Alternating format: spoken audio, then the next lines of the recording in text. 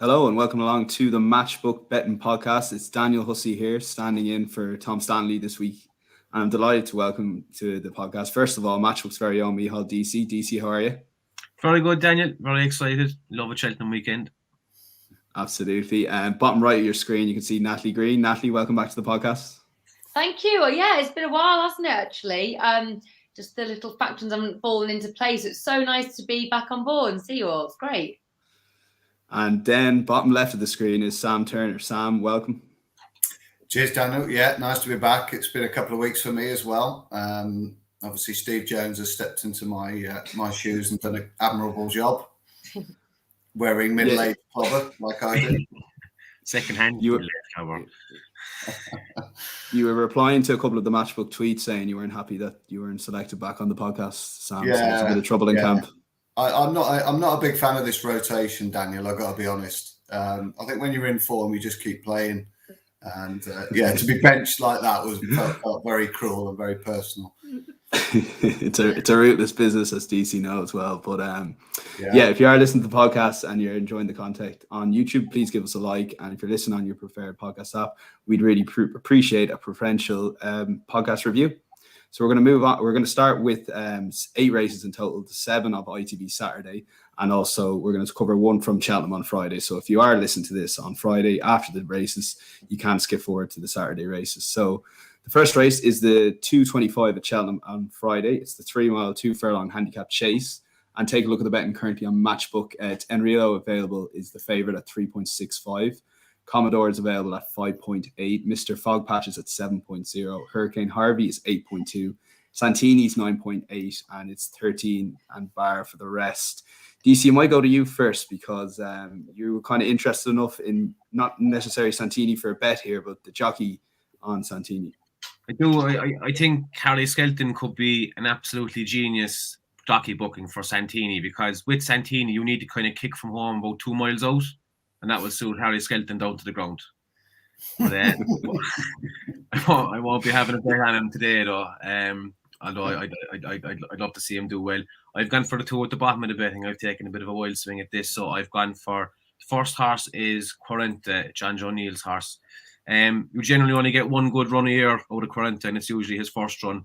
And on his seasonal debut last year, he won in the mud at Ascot over 3 miles, beating Wandering Star.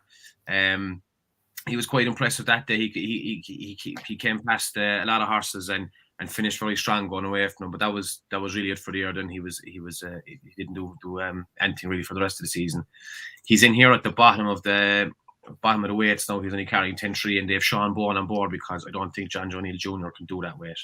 So I think he's a massive price. I think he's 23.0. So I'd have probably a very small win bet on him and probably 3/4 place. And the other one then is the other one at the bottom of the race, as well as Court Master. Now he's running out of the handicap, which isn't ideal, but he finished second the cap course a few weeks ago at Newbury, and he was staying on very well from the second last home and the last home. I think cap course is probably a very well handicapped horse, and it was quite an admirable finish from to finish. He was only 5.5 lengths behind him. This is his first run at this distance, and it's his second run after the wind up. So hopefully that will bring about some improvement. I don't think the extra distance will be too hard on him. And again, he's a big price, so I'll be doing the same with him. I'd have probably a 1/4 win, 3/4 place, and hopefully that he'll hit the frame. And again, there's extra place markets available on Matchbook now, so you can back him with the 4 places if you want. Yeah, we just see a comment from regular host Tom Stanley live from Bahrain saying, "Hi team, some shirt DC." So there you go, DC. Oh, it's getting the festive spirit. Yeah. Red. I got dressed up today. I'm even wearing jeans. Are we taking on board that Tom's actually got into the country then, and he's not being strip searched as we speak? As we hope. It sounds promising. Yeah, if he's allowed on YouTube, I'm sure he's all right. He's finished being strip searched, and that's why he hasn't turned up for the pod today, I think. He's enjoyed it too much. Yeah. Natalie, for you in this race, Commodore is the kind of betting angle you're looking at here. I was looking at Commodore. I was also looking at Enrillo, but I always say horses fallen last time. I don't like that.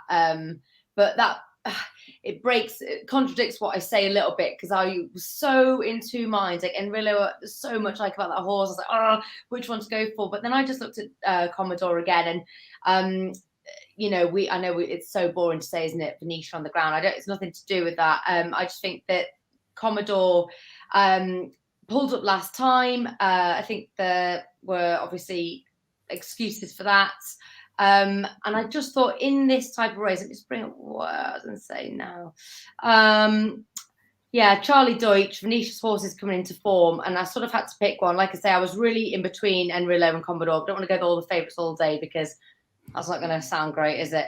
And I did also think, that Mr. Fogpatches was also interesting. So basically, I just named all of them and tried to come down to one, which is absolutely horrific. It's not. I've got a lot of notes on the other races, and this is one that I've got to admit I was just a little bit. I was in so many minds, kept looking at them. Obviously, we're going to see Santini can make different cases, Pops Legends. But I'm going to come down on Commodore and pray that Natalie Green kicks off for the win. Yes. Very good. It was a roundabout way, but I sort of like the case, Natalie. So not really a case. Just going to pick that horse.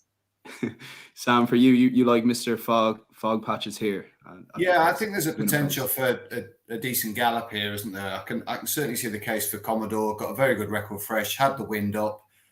The rain's going to come overnight. That might help him a little bit as well. Obviously, Venetia's horse is going great and bang off 10 stone. You could understand probably why Tom fancied him a little bit, and the fact that Natalie's given him good raps there as well. But I think Rocco is obviously going to go from the front as well, so that there should be a decent gallop to aim at here. I think this could be quite a slog. I think if you're playing him running, or you're playing with an option of a back to lay, then Enrillo probably fits that criteria. He'll travel well, invariably gets matched a lot shorter than he starts at. And I thought he was a bit unlucky at Newbury, because he jumped beautifully up to the point where he came down. So I think he was still travelling really well. I think he's got the potential to lead behind a mark of 147. We saw the way that he moved through the Bet365 last spring, that, really he should have won that very comfortably, just pulled himself up in front, and he wouldn't want to hit the front too soon. So with those little question marks about Cheltenham being suitable for him, I'm going to side with Mr. Fogpatches. I thought it was a really good run in the Troy Town. Obviously, he's finished fourth in the Scottish National, and this could ride a bit like a national if they go good gallop, and it's a real test of stamina. So I think each way for him.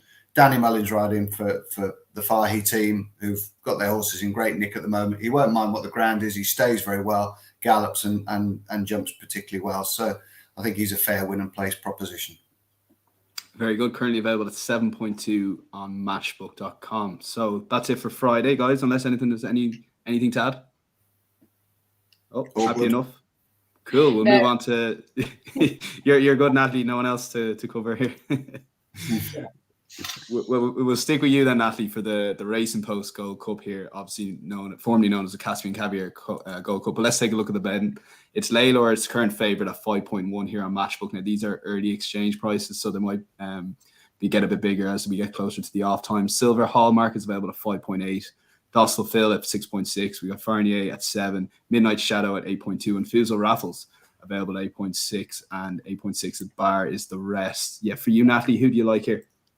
Yeah, I like Silver Hallmark, and I like Silver Hallmark very much. Paddy Brennan's at Donny, I noticed, so it's quite interesting with Nico on board. Obviously, a good jockey booking, and particularly over the big obstacles. But Silver Hallmark for the Ruckers, I remember the Ruckers from years ago. They are such fabulous owners, and they put a lot of money into the sport. They definitely understand the highs and the lows of the race of racing world, of horses like Ball Plan, Esprit de Large, King's Odyssey, The Last Day. But interestingly, Silver Hallmark is the first horse they've had with Fergal O'Brien. Now, not just looking at the 14-day percentage, but I think we can all agree that Fergal's been in tremendous form. You know what I mean? He's just gone from strength to strength since he made that yard move. And I see Fergal quite a lot. We seem to always be at the same tracks, really.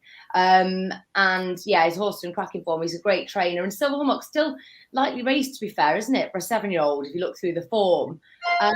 Has been chasing 3 times, has ran well, a second, a win, and fourth, but all in small fields. That's the only thing I would say. this is the first, obviously, handicap takeoff a mark of 145, and I just think that it's a horse better than that. It's the one that I've come down on. If you look at the company that Silver Hallmark's ran in, Fiddle on the Roof. I mean, how many times it ran against Fiddle on the Roof? Is it 3 or 4 times? Pay the Piper. He's beaten McFabulous. And I think one of the quotes that the team said, Fergal said, really implied that they've looked after this horse. And plenty of cut in the ground is a positive. So for me, like I said, he's the one that looks open to further improvement. So I hope that was a better case than the first. It was 10 out of 10. I just can't see myself getting talked off that. But interesting enough, Deasy and Sam are in agreement here on a horse. So I'll let you maybe make the case first, Deasy. Yeah, I just gone for Future Raffles. I found this very hard to nail it down to one. And Future Raffles is kind of the first on my shortlist, and after going through all the rest of them 5 or 6 times, I just came back to him. He won on this card last year and in the novice chase, and again he had a cracking season then as well. He ended up finishing second in the Marsh. I think everything in this is in his favour. I think the ground will be perfect for him. I'm not really pushed about the way he's fine at 11.7. I think he's just rock solid. Win place material for this. I think he's guaranteed to run a big race, and I would be definitely expecting to hit the frame. And I suppose it's just worth to mention as well that Beakstown has come in for fairly significant support in the last 2 hours. We were doing this at 6 o'clock on Thursday. I was looking at him this afternoon, and he was available about 13.0, and he's been backed into the 8.5 now. So that might be something to take note of. Although I don't fancy him to win it. I don't think he's probably up to this level. But I'm going to stick with Future Raffles in there for the main bet in this, but I think it's wide open, very hard race. Yeah, for you, Sam, you're in agreement with DC as well. Yeah, I think there's the potential for a good burn up here as well. I mean, this track, obviously we're on the different track on Saturday, the new course, and that does suit the front runners. You watch a number of the old runnings of this race, the likes of Frodon winning it in Village Vic, and they all made all. And there looks like plenty of pace on here with Sura de Luck, Cool Cody, who often saves his best for the old course, to be honest. Joe Dancer, who obviously won the big race 2 or 3 weeks ago. Faraday, top of the Cotswolds. So there looks potential for plenty of early speed here. And that should suit, the likes of, Fuser Raffles, who are just going to sit off the pace, Dostal Phil, and indeed Silver Hallmark, who should travel well in behind 1 or 2 horses and can deliver a challenge. I wouldn't want the ground to get a complete bog for Fuser Raffles. I do think he's better on a better surface. That said, he has coped with very soft ground at Cheltenham before now. Obviously, he was a lucky recipient up at Wetherby.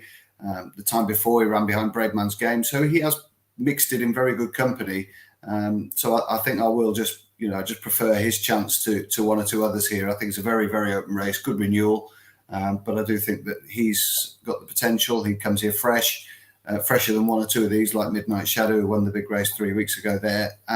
So I think the fact that he is fresh, he looks as though he's been targeted at the race as well, handles the track well. If it doesn't get too much of a bog, I think the 11.0, 12.0 about him is very fair at the moment.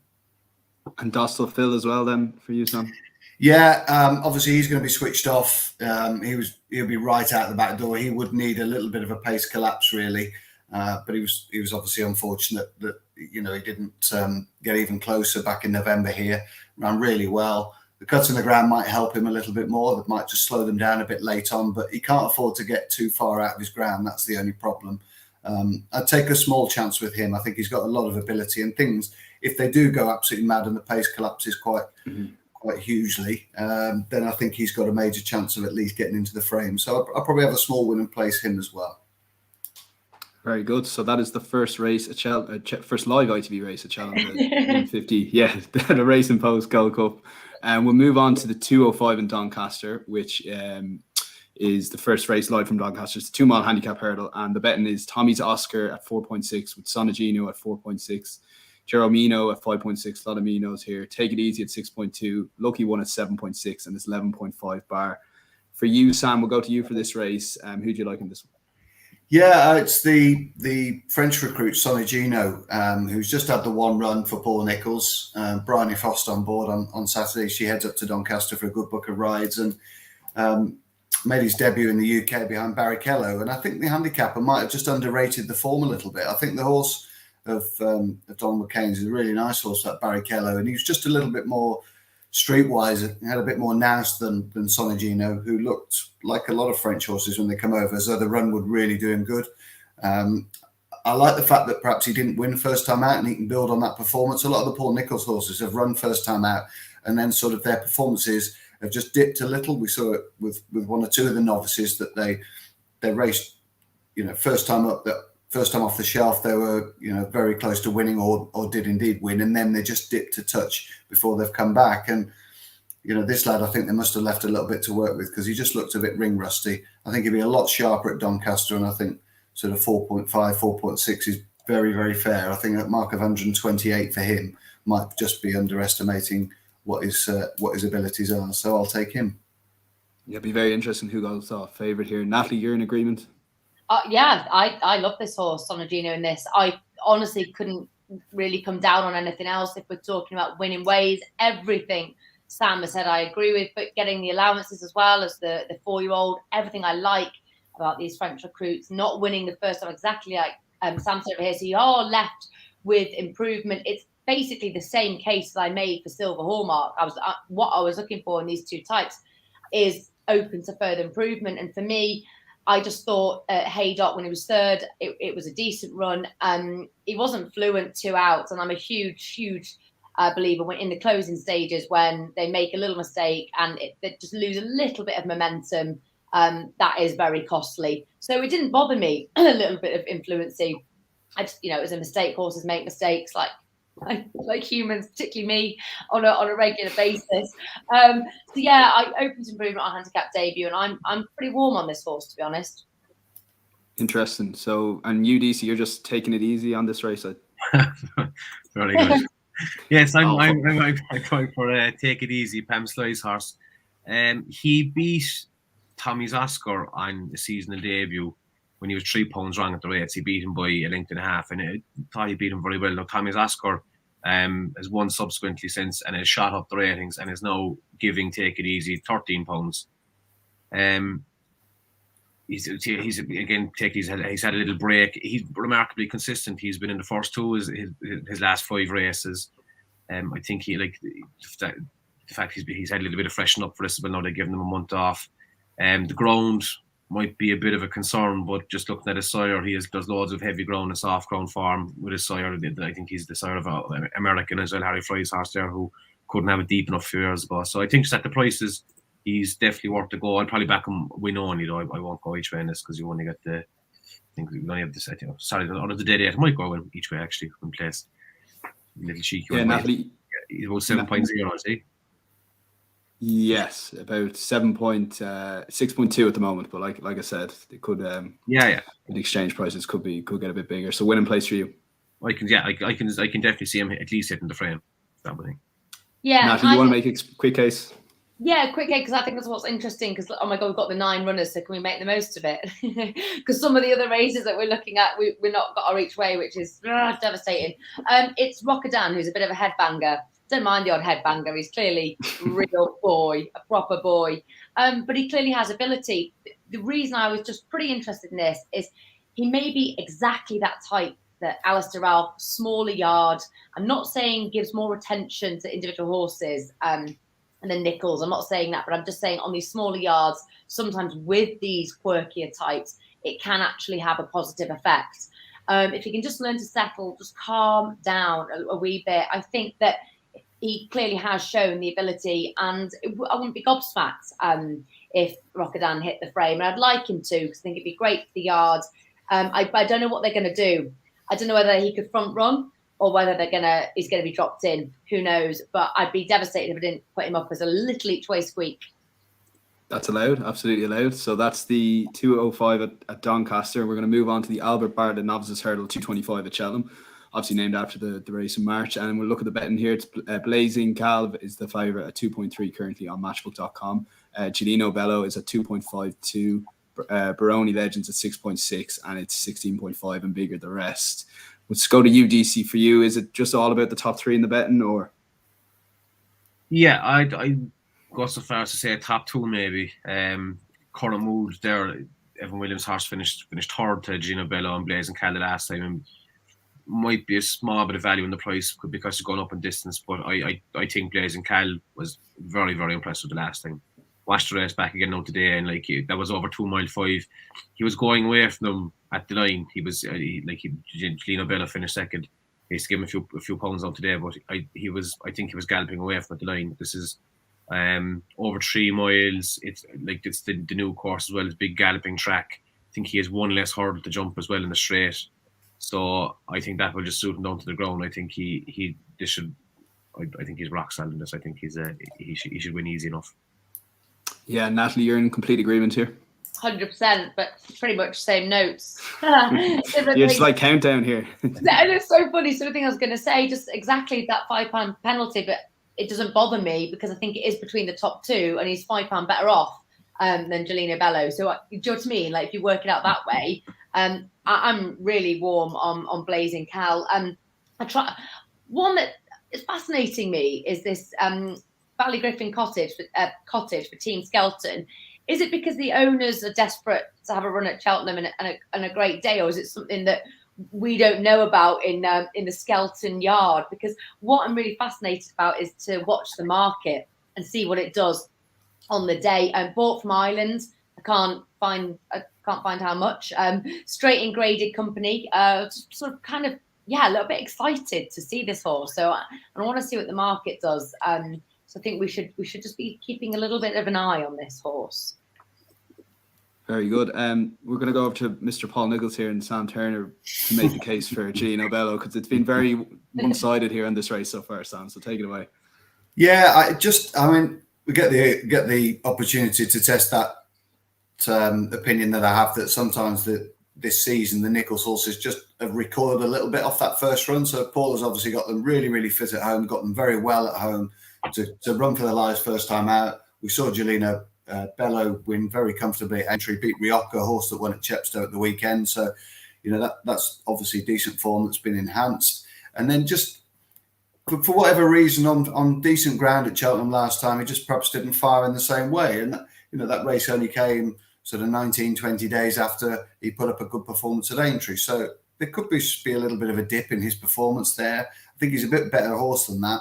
I think 3 miles with some cut in the ground as well could see him in a better light. And I just wonder whether Blazing Cal, whether he'll enjoy this step up in trip as much as Gelino Bello does. Obviously, Blazing Cal gave Gelino Bello a good clump at the last as well, which didn't help his cause. So I'm prepared to take a little bit of a chance at a slightly bigger price on the Nichols runner to overturn the Irish Raider. Interesting enough. So our team makes a match bet between the top two in the betting. Before we move on to the 240 in Doncaster, we will tell you a little bit about our Matchbook latest sign-up offer. So for those of you that don't have a Matchbook account that are interested in betting on the exchange, perhaps, we do have a £15 welcome offer. It's money back as cash if your first bet loses. That's £15 welcome offer. All you have to do is enter the bonus code INSIGHTSORF. That's INSIGHTSORF, and full terms and conditions available on the matchbook.com website. So yeah, if you're looking for a bet, maybe take one of the guys' best bets coming up at the end of the show. Do stay tuned for that. So I'll build them up a bit for you there, guys. We'll move on to the 240 at Doncaster. And firstly, we'll take a look at the betting. And your current favourite here is Porticello at 2.72, with Magistrato at 3.8. Two friendlies available at 5.1. Night Salute is 5.6. Impulsive One for Nicky Henderson is 7.2, and it's 13.5 and bigger the rest. We'll stick with you, Sam, on this one. Who do you like here? Well, unsurprisingly, I'm going to go with Magistrato. Obviously, he's got 3 or 4 lengths to make up on Night Salute. And I think he can do that, basically, because I didn't think Harry Cobden went round on the best part of the track, whereas Paddy Brennan did at Cheltenham last time. Paddy Brennan, obviously, when the ground's soft at that meeting, loves to come wide, loves to come down the near side, and that suited Night Salute perfectly. I don't think we should underestimate Night Salute. I think he's probably quite a tall price for a horse that has done precious little wrong. Although that form did take a little bit of a hammering today with St. Requier getting beaten at Warwick. But I think Magistrato, if there is some proper soft ground about, I think that will help him. Yet again, a horse that put in a good performance first time up for the Nichols team and then dipped a little bit on his second run. Hopefully he can come back and and come back strong in this sort of competition as well. Bryony on again. So as I say, she's got a good book of rides up at Doncaster. I think there won't be as much between them. So I think if he's sort of 5.0, if he drifts to that sort of price, the Nichols runner, I'm going to back him win and place, I think, because I think he is better than we saw at Cheltenham. I think his form just dipped a little bit for that second run back for the Nichols camp. Yeah, it could indeed be a big race or a big day for Bryony Frost. Natalie, for you like the favourite here? Yeah, I know. Oh, God, it always annoys me to have to go to the favourite. But yeah, this is fascinating, isn't it, really? They're both ex-Cheltenham horses, aren't they? So would have been a fortune, I bet you would have cost an absolute fortune, these horses. And that's why when Sam was saying, like, it's also nice, you don't, disregard Night Salute for Milton Harris, who's made a resurgence, hasn't he, Milton Harris? To be fair to him, this horse is unbeaten, 3 from 3 over hurdles, 14,000 guineas it was bought for. It wasn't the best flat horse, it wasn't the worst flat horse, but it's a good hurdling horse. Its last run, it was like £28,000 in prize money, and totaling hurdle 3 from 3, it's over £38,000. It was bought 14,000 guineas. So fair play. I love a good purchase, and to me, that is a bargain, and it's a very good buy. But Porticello, like I said, that is my realistic pick. That's the horse that I see winning. Gary Moore has shown what he can do handling his juveniles when he's got quality ones, which I do believe this is quality. And a bit of a bold statement, but I just wonder whether this could be a bit of a star that he's got on his hands. We'll find out, won't we? But that's when the excitement comes, and that's why so many of us are in this game, because we want to pick out those stars. And I hope it could be this one. Like I said, I can see the case massively for the Nichols horse. I can see the case for Night Salute, but I'm going to stick with the Fav Porticello. Very good. Juvenile hurdlers are always very exciting, Deasy, but you don't seem to have a bet here. You're just no real interest. No, I don't really bet juvenile hurdlers, especially before Christmas. So no interest. Happy to watch it. Very good. We'll move on to the international hurdle. International hurdle is the 3 o'clock at Cheltenham. Sorry, DC, I was setting you up for a fall there. So we'll move on to the. We'll look at the betting here. Song for Someone is 3.15 favourite at the moment. Soul Royal is 3.65. Ballyadam is 6.6. Guard Your Dreams is 6.6, and it's bigger. The 13.5 and bigger the rest. And Natalie, will I let you make the case here for Song for Someone, considering there is broad agreement amongst the team? Oh, cool. Oh, yeah, I forgot we were on this one. Oh, well, you could just throw me in. I'll make a case for all of them if you like, because I actually could, because I've waxed lyrical about when Sir Royal was at Wincanton, because he was absolutely tremendous that day. And then the Fighting Fifth, obviously, was a bit caught out, that dead heat. That was mad, wasn't it? Episode, not so sleepy. But I think he does need a few things to go his way. However, he is a cracking horse. Song for Someone, we know, won this last year and beating Silver Streak, another favourite of mine, Balyandy, So Royal, and coming from exactly the same prep. I love to see that. So for me, So Royal's been busy enough, hard enough race in the Fighting Fifth. I think you probably all agree with that. It was a pretty quick turnaround. He would have worked hard enough, and Song for Someone is absolutely on target. So I just can't really see past it. I've looked at Ballyadam here, interesting back over hurdles, aborted chasing campaign, needs to be respected on festival form. I've tried to go other ways. I've looked at Guard Your Dreams, another horse that I've really enjoyed, but everything brings me back for Song for Someone, and I think it wins. Yeah, anything to add on that one, Sam, for you? Not a great deal, to be honest. I mean, obviously, he won the race last year. I think from memory, if they didn't jump every hurdle, did they, last year, which perhaps wouldn't suit him because he's quite a slick hurdler. But he got brushed aside by Buzz, admittedly, at Ascot last time. But, Buzz is a SES winner who was in great nick going there. He's been well touted for the Stayers hurdle. So I don't think there was a lot of disgrace in that defeat, to be honest. And although I'd like to see, ultimately, Song for Someone go up in trip to 2.5 and perhaps even beyond, because I think there's more to come from him when he does tackle those sort of trips. This is a great opportunity for him. I mean, he takes on Guard Your Dreams again. He beat him comfortably at Ascot. Ballyadam's in here, who was beaten an absolute distance in the Supreme. But, what do we expect from him? I don't know. Heaven Help Us, Hunter's Calls 11, Wild About Oscar. Couldn't beat a horse at Aintree last time. It's it's a pretty wretched renewal, if I'm honest. And at least someone does run to a fairly high and consistent level. Most times we see him, he acts well at Cheltenham. The horses are in good form from Tom Simmons' yard at the moment, and fingers crossed he can build on that first performance back. Yeah, Deasy completing the hat-trick. Absolutely, yeah. He's one of my favourite horses. I love him. I tipped him in this last year and he done the business, and he was I just thought the last one was perfect for this. Like, Buzz is very good, but Buzz had a fitness edge in him. This is the second one after a wind up as well, which should help him, and I can see him going off much shorter than the price he is now, because I don't think he has much to beat here. Yeah, I totally agree. Get on now. Now.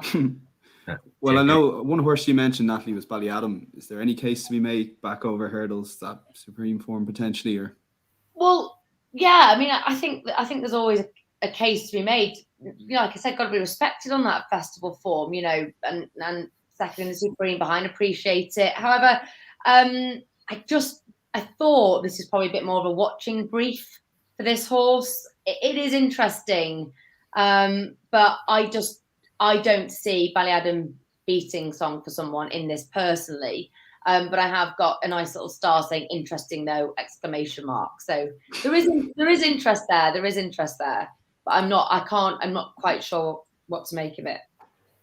No, he's cool. One to keep an eye on, perhaps. We'll move on to the 3:15 and the final live race from Doncaster and look at the betting here. And currently 2 for Gold is your 2.72 favourite on Matchbook. The Wolf is available at 4.4. Jet is available at 6.6, and it's Fidux available at 7.2 and 9.2 and bigger the rest. Let's go to you, Deasy, for this race. Who do you fancy here? Well, you've gone for Puerto Rico, and the price is disappearing by the minute with him. He was 21.0 this morning. Now he should probably be running in the Racing Post Gold Cup in Cheltenham. I know he was entered in that, and the fact that he has turned up here now, and there's already been a massive gamble on him. He's what price did you say he was with us? I don't know, was he 10.0? 9.0? 8.2, but yeah. Like, he's been absolutely smashed up already. He's a very solid horse, very consistent. Like, and again, his first run of the season is probably the time to catch him. He will like the trip in the ground. He's getting a chance at the weight 2 for Gold coming in. He's getting 12 pounds off him. Like, I can see him running a big race. Not mad about the price now, but it is what it is. Like, I think Jet is a very interesting recruit for Ollie Murphy as well. Jet is a fantastic jumper, but I think he just probably went as far as he could with Jessica Harrington. He's gone over to Ollie Murphy there now, been bought by the Whaley Coens. I think they're probably going to aim at the Grand National, so I can't see him, you know, destroying his handicap mark by winning tomorrow, or by winning on Saturday. And the rest of them are much, so I'm going to stick with Puerto Rico. I had a couple of wild swings at the Irish Gold Cup back-to-back on Jet. Yeah. Like 3-figure prices back in the day, so good memories. All right, but We'll go. Yeah, love yours. I'll go to you, Sam, for this race. Who do you fancy here? Yeah, not a race I'm particularly in love with, if I'm honest. I sort of sided with Manx Rider just because he's 2 from 2 at Doncaster. Jamie Hamilton hasn't actually got a great record on him, unfortunately. I think he's ridden him probably about a dozen times and yet to win on him. But he has been second, and a narrow second a couple of times, including last time at Catterick in that well-contested handicap chase. I am a little bit worried he's not quite the class of 1 or 2 of these, including sort of 2 for Gold and Fidux, and also Deasy's selection, Puerto Rico, who's obviously very well fancied. As he says, halved in price in the last 3 or 4 hours. Probably a tipping line, I would think, this afternoon. But I think Manx Rider, I'll just take a little bit of a chance at a big price. Been quite easy to back, and probably wouldn't want a deluge, but I'll probably have a small win bet at 13.0, something along those lines. I do think that's a fairly decent price for a horse that's been to Donny twice and won twice on Town Moor. Yeah, Natalie, for you, you're going to make the case for 2 for Gold. I am, but first thing, I agree. I think this is pretty disappointing. This a small field for a 0 to 150 handicap chase. I looked at it and it annoyed me, because then obviously we can't even put up our each races with the 7 runners, annoyingly. And then to annoy me even further, that I've then fallen down on the favourite. But it's hard to get away from 2 for Gold. I believe will be absolutely fit, fine, in form. Kim Bailey knows what he's doing, knows this horse runs well fresh. Arguably is best. Well, he is best fresh. This is everything like tick, tick, tick. I just think this is a bit of bold. I think this is a relatively easy race for 2 for gold if these are 2 for gold that we know. I think, we all know Bassy's enthusiastic. It'd be hopefully a real positive ride. But yeah, I think this is set up 2 for gold. Classy individual to me, probably and arguably still open to further improvement. Then going down a little bit, Fiddix, I looked at that, I thought reliable, plenty of solid form. Do I think he's as classy as 2 for gold? No. Jet, exactly same as you. It's got to be the National, hasn't it? It's 8th in the Grand National. This has got to be a stepping stone. So that kind of maybe put a little line. Then I also did look at Mance Rider, but I just wonder whether suited to slightly better ground. Doesn't really seem to enjoy too much juice. Having said that, I've worked at Doncaster for years and it's not the worst. It is. It dries very quickly. If you get a bit of wind, you're okay. But very, very trappy. But 2 for gold for me because I think this looks a weak race for him to win. Very good, very good. Yeah, there's definitely a good horse in Jet, and there's definitely a big race in Jet still. Yeah. I hope I'm not completely deluded back in all those years ago on in Leopardstown. But yeah, so we'll move on to the final race, which is a 3:35 at Cheltenham, and take a look at the betting here. Trapista is available at 4.1 currently on Matchbook. Martello Sky is 5.5. Indefatigable is 5.6. Windhouse is 6.6. Her Indoors is 8.6, and it's double figures and bigger the rest. We'll go to you, Sam, for this one. You're going to make the case for Martello Sky here. Yeah, who's 2 from 2 with Aidan Coleman on board. I didn't think she ran too badly at all last time behind Brewing Up a Storm. I don't think Aintree suited her ideally. I think back to Cheltenham will help a little bit. It's an intriguing race, really, because Indefatigable, the horse that I can barely pronounce, has obviously got some very, very strong form around Cheltenham, having won the boys' race or the conditional race a couple of years ago. And I was just a bit concerned. Obviously, she won well at Wetherby in that stone contest there, the Bet365 hurdle. But just last time, she was really mulish. And I have it in my mind that, once horses want to do that once, they're quite likely to be able to do it again. And that would put me off her chance a little bit here. She might just be, consent to race and there'll be no issue again. But that is a little bit of a concern for me. So I'd rather bet her in running than I would pre-race. I think with Martello Sky, you've got a horse that stays well, comes up the hill well, goes particularly well for today's rider, comes from a yard that are in good form at the moment, and probably just got a bit more experience to Trapista. I mean, Trapista could be anything. 131 might not be a true reflection of her ability, and she might leave that mark well behind in the fullness of time. And she was very impressive at Huntingdon. But this is going to be a different kettle of fish for her here, taking on some battle-hardened mares and mares that are used to winning. So I think winning place for me, Martello Sky, good course and distance form, some decent figures in the book, and goes very well for today's rider. Yeah, Natalie, for you again, broad agreement here on Sam's selection. Yeah, we are. But there's not a lot to not like about this mare, to be quite honest with you. I personally think she's gorgeous. Her breeding is sensational. Probably some of my favourites, to be honest with you. She's just a lovely sort for Lucy Wadham. She's won at the track, that Novices hurdle. Aidan Coleman knows her really well. Aidan's, obviously very, very, very good jockey indeed. I love these Mark Lanes. And exactly the same case as Sam, because I was at Wetherby when Indefatigable won emphatically. And very disappointing last time. She really was. Well, either not happy about something, feeling something, or just properly threw in the towel. And it is enough to put me off, but it would be another one if I was speaking to someone on the phone after this podcast, that, just watch her in running. Because if she looks like she's going to play the game, then we know she's a classy type. So that's one. But if we're talking about now and anti-post betting and what we think is going to win, I can't get away from Martello Sky, this 5-year-old mare who I think hopefully we're going to be seeing on many more big Saturdays.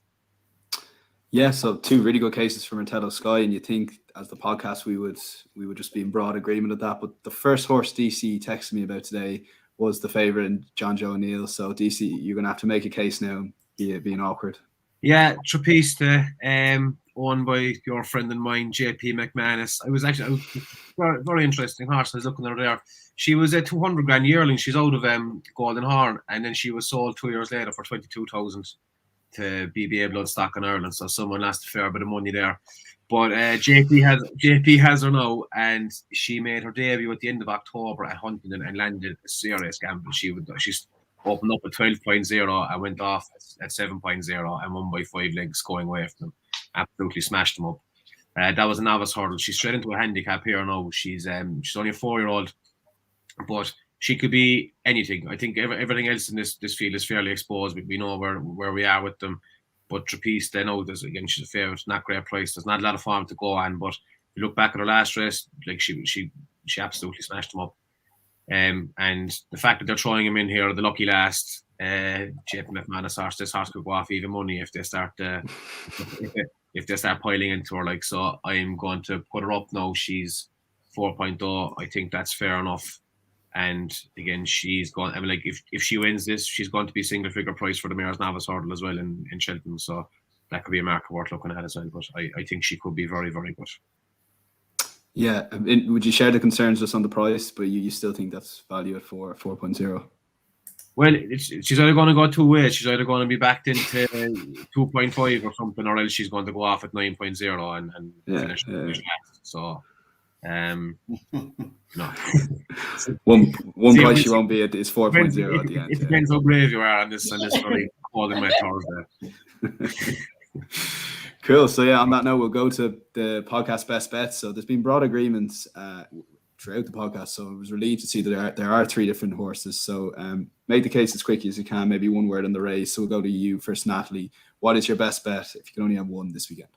Make it quickly, and it goes to me. One word. That's the one that chats the most. The 150 at Cheltenham Racing Post Gold Cup, Silver Hallmark, Ferg O'Brien, the Rookers, Opened Improvements, only 7, lightly raced, wins it. Sam?